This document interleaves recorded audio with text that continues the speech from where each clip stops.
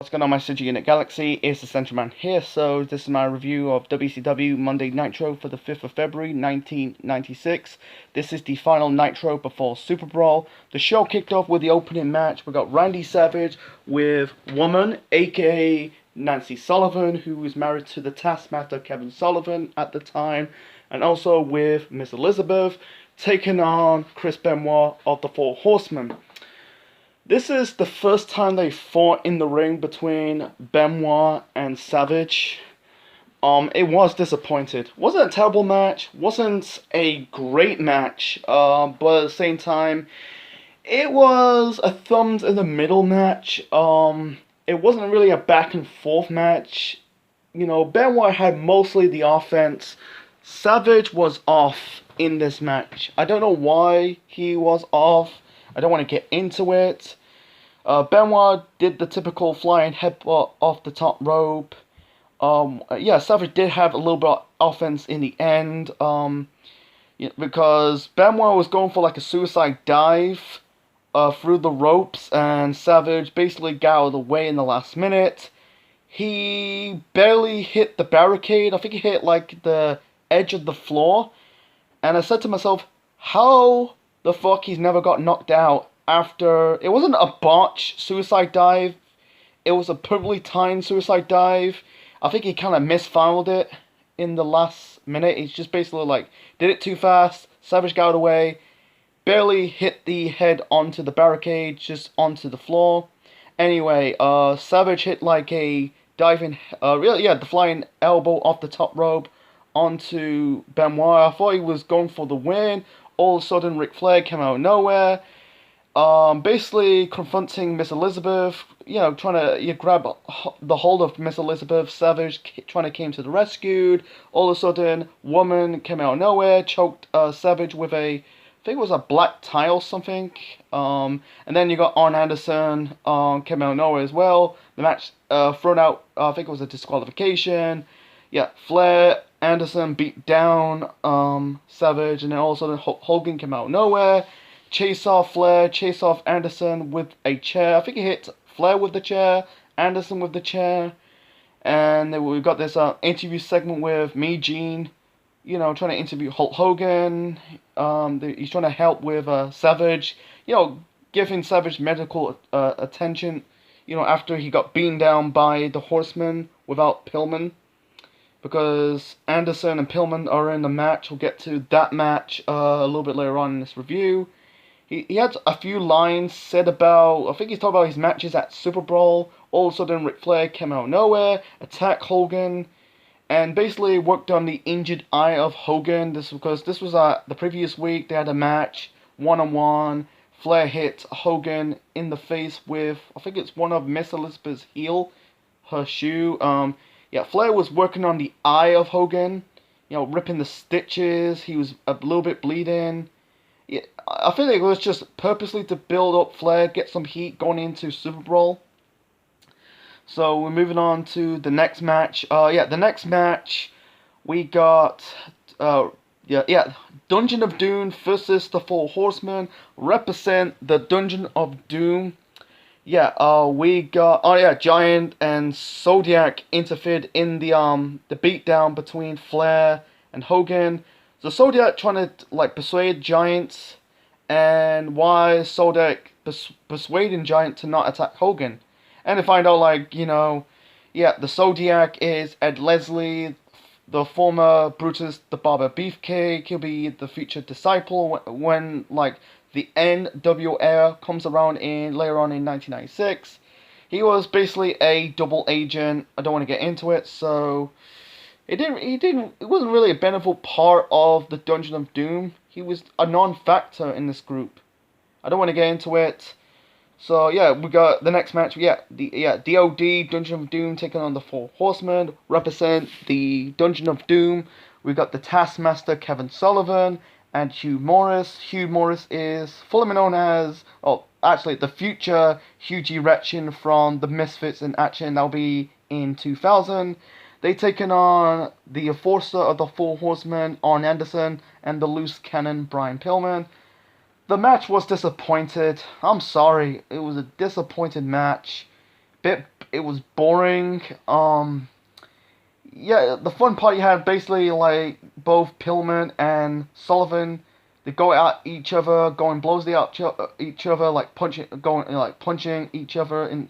But it's just like, yeah, mediocre match. I like to see like the intense between Pillman and Sullivan. They're going at each other, punching each other in the face. In the end, I think Arn Anderson going after Taskmaster, saw an attack. Arn Anderson, a mysterious man attacked Arn Anderson, hit him in the back with a mop. It wasn't a mop. Actually, hit him with a broomstick. The match was another disqualification. I think like Sullivan got like a whip. I think he hit Pillman with the whip. And that was, yeah, the match, yeah, it was ended in disqualification. Horseman won the match via disqualification. And this is set up a strap match at Super Brawl. And I'm guessing this was Pillman's final Nitro appearance. I might be wrong about this, don't quote me. Yeah, this was his final Nitro appearance because his final pay-per-view match was against Kevin Sullivan at Super Brawl before he left WCW.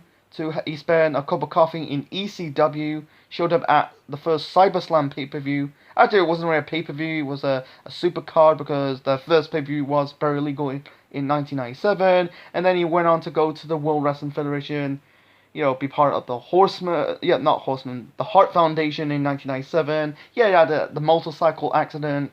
That was a downfall, led to his death in 1997 following year. So, yeah, the tag team match was, it was okay. It was just a disappointing match. It was boring. He had a lot of rest holds. And here's the kick of this. This was a heel versus heel match because the Dungeon of Doom are heels. The Four Horsemen are heels. It's hard to get in the fans to who you're going to cheer more. The DOD or the Horsemen. I think the Horsemen were more over than the DOD because DOD was just a joke faction. It was a bit serious in like 95, 96, and then by the time 97 it was on its last legs. Don't want to get into it. So, moving on to the next match. The next match, we got... Yeah, the first half of the show was a bit disappointed. I don't mind the Flair beat down Hogan because the fans were booing Hogan because at this moment of the time the fans are getting sick of Hulk Hogan. This is like a decade before John Cena. This is before John Cena, and Roman Reigns before the heel turn. You become heel later on in the summer of '96, Bash at the Beach '96. NWO for life, brother. Anyway, the next match we got Ric Flair taking on Marcus Alexander Bagwell, the future Buff Bagwell, with Woman, who turned on Randy Savage in the opener of the show, is in Flair's corner. The match was decent. It's good to see, good showcase of Marcus Alexander Bagwell. I think he hit like a move off the top rope. He was going to trying to hit Flair with I think it was a springboard senton, but Flair got his legs up in the last minute. Yeah, I think he did like a move off the top rope. Yeah, he don't do a lot of high-flying moves, Buff Bagwell, he's more like a brawler. In the end, Flair locked in the figure 4 leg lock onto Bagwell. Bagwell submitted. He didn't do the tap out. This is before the tap out. Wrestlers will tap out when after Ken Shamrock did the first person tapped out. Starting doing the tap out was Ken Shamrock. Locking his opponents with the ankle lock. Another story for another time. Flair refused to let go of the submission hold. Savage came out of nowhere. Flair got out of the way, and you won't see them until Super Brawl. So moving on to the main event. The main event, this is for the WCW Tag Team Championships. We got Sting and Luger defending the belts against the Road Warriors. The late great Road Warriors, or Legion of Doom, that is Hawk and Animal. For me, this is match of the night, back and forth between both tag teams. I think, at this time, Animal suffered some back problems, I don't think they were past their best. They were still, it was a bit past their best, They're never around in WCW in 1996. I think they left the company later on in 1996 before going back to the World Wrestling Federation in 1997, Yeah, they were former tag team champions. Yeah, they were NWA tag team champions when they were in the NWA in the 80s. It's not the you know they're in that position before, you know. It's not new to the Road Warriors. Anyway, in the end, Jimmy Hart gave I think he gave Luger like a metal lead. He hit Animal with the metal lead to win this match, and yeah, Sting and Luger retained the tag team titles. Luger is still a heel at this point, you know. I don't know. I think he became babyface later on in 1996. He became a babyface in 97, but in 96 he was still a heel. He was a heel since after he turned heel at Halloween Havoc in 1995. And then you got the Road Warriors were pissed. He said he wants to face the tag team champions after they defeated Holly Heat. Yeah, I think they're faced because I'm guessing they fought at Super Brawl for the tag team titles again between Sting and Luger versus Holland Heat. Yeah, they were pissed off. They demand to face the winners of Sting and Luger versus Holland Heat at I think it was after Super Brawl, and that was it. So anyway, it's hard to rate this Nitro. Probably 5.5. I'll give it 4 again. I'm sorry, this is a mediocre show. You know, yeah, the first half of the show was not so good, but the second half was a bit better. Trust me, Nitro will get better later on in 1996. With the Outsiders and the NWO, and also with the Cruiserweights.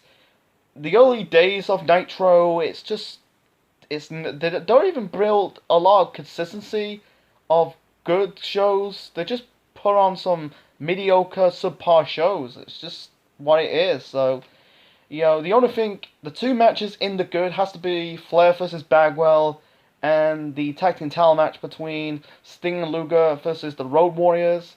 The only thing in the okay has to be Savage versus Benoit. The only bad in this match, the bad in the show, has to be, the tag team match between DOD, Kevin Sullivan and Hugh Morris taking on Pillman and Arn Anderson.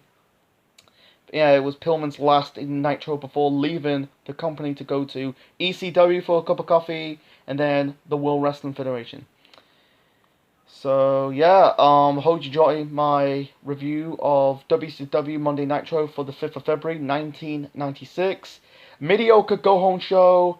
Leave your thoughts in the comment section below. Smash the like button. Subscribe to the Central Man Network on YouTube. And this is the Central Man signing out. Check you later.